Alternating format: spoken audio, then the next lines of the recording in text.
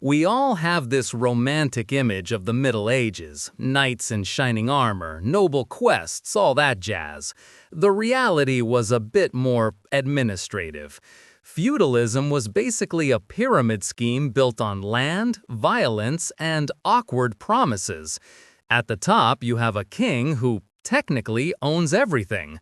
He grants land, called a fief, to his top barons. In exchange, they promise not to rebel and to show up with soldiers if he needs to go to war. They then subdivide their land for lesser lords, and so on, down to the knight. This entire structure is held together by personal loyalty, a concept historically proven to be about as stable as a house of cards in a hurricane. And the linchpin of this whole wobbly enterprise was the knight, a hyper-specialized walking tank who spent his entire life training to be very, very good at hitting people on horseback. He was the Lord's enforcer, his status symbol, and the reason peasants paid their taxes on time. For a while, it worked. Now, let's introduce the agent of chaos. Gunpowder. It wasn't invented by some grim European general in a dark laboratory. It was accidentally discovered in 9th century China by Taoist alchemists who were trying to create an elixir of immortality.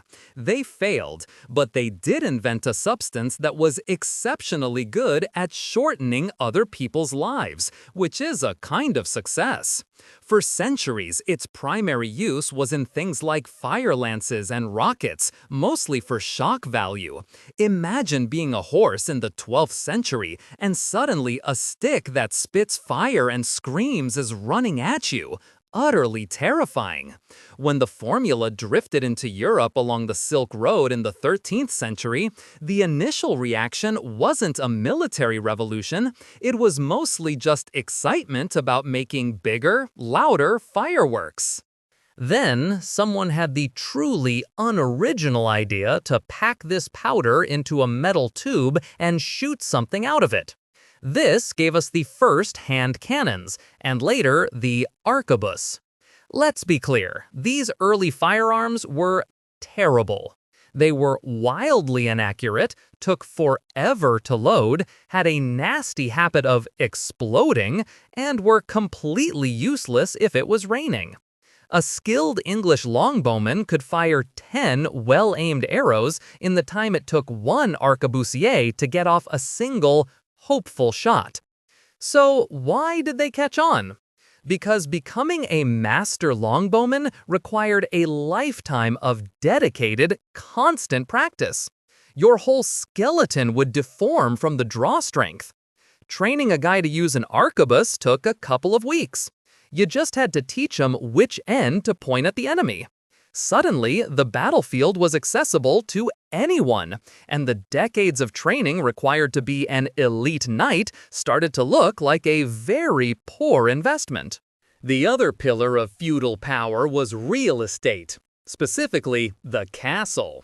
It was the physical manifestation of a lord's authority, a giant stone middle finger to anyone who questioned who was in charge.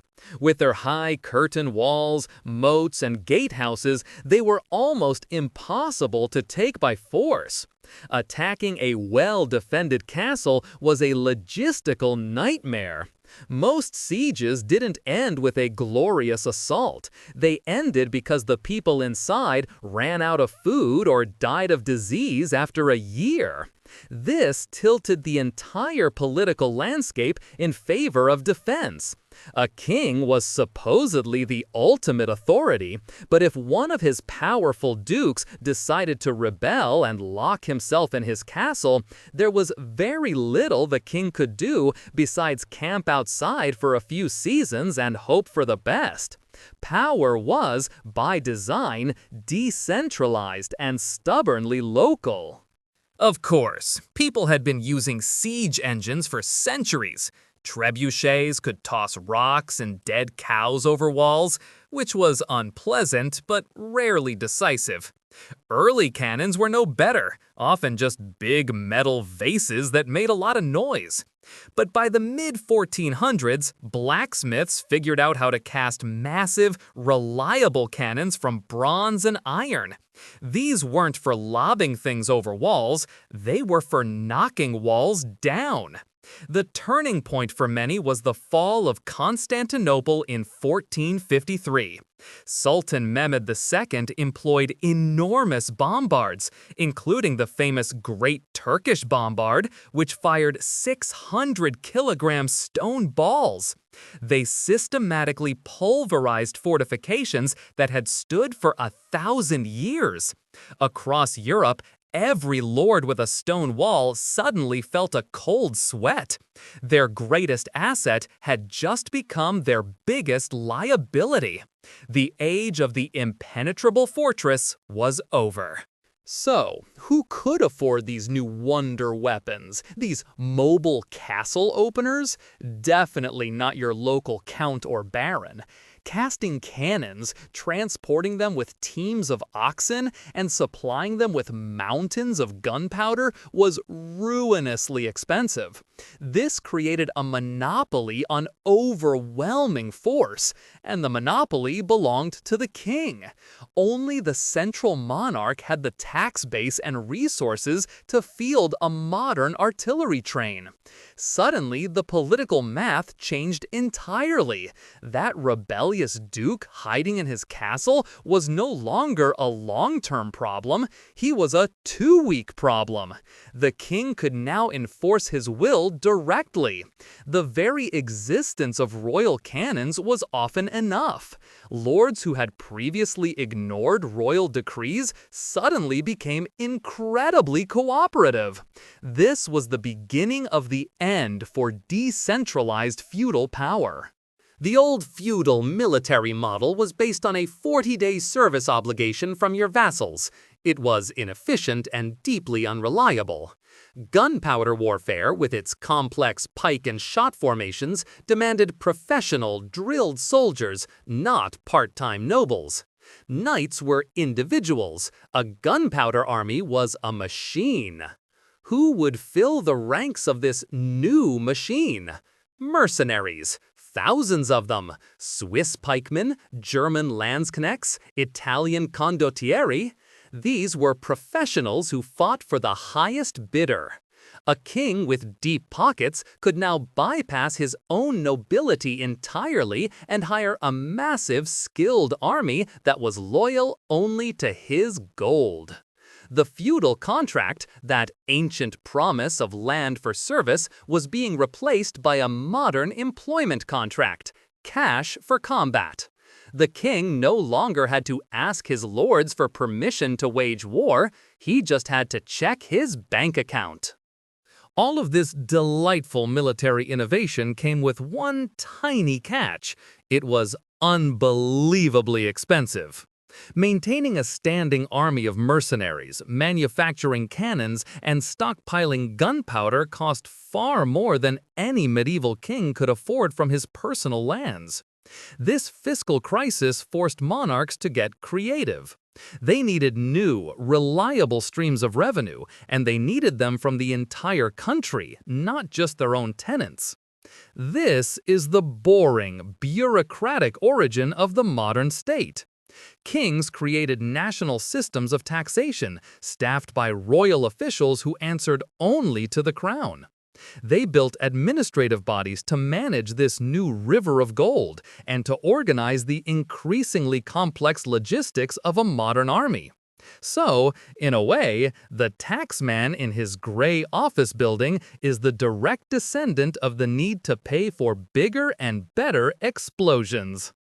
A comforting thought, I'm sure. And what of our friend the knight?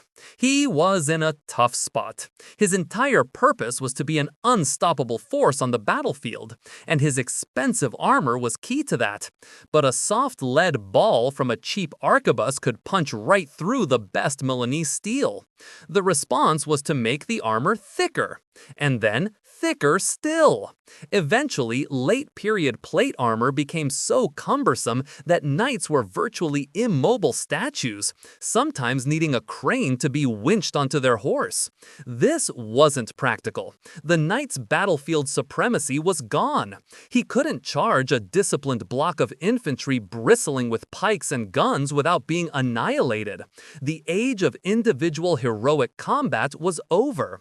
The knight transitioned from being a frontline warrior to being an officer, a commander, leading units of disposable infantry. The symbol of the feudal age wasn't destroyed in a single glorious battle. He was simply made obsolete by a better, cheaper, and much less glamorous technology. So it goes. So, a simple mix of charcoal, sulfur, and saltpeter, first mixed by Taoist monks looking for eternal life, did what centuries of peasant revolts and rival kings couldn't. It dismantled a 1,000-year-old social and political system. It blew holes in castle walls, making lords irrelevant. It made knights obsolete, replacing them with armies loyal to a paycheck from a king. And it created the need for the centralized tax-collecting nation-states that would go on to dominate the world. Gunpowder didn't just end the Middle Ages, it was the loud, messy, and deeply ironic chemical reaction that created the modern world. If you enjoyed this video, please like, comment, and subscribe to our channel for more historical insights. Thanks for watching, nerds!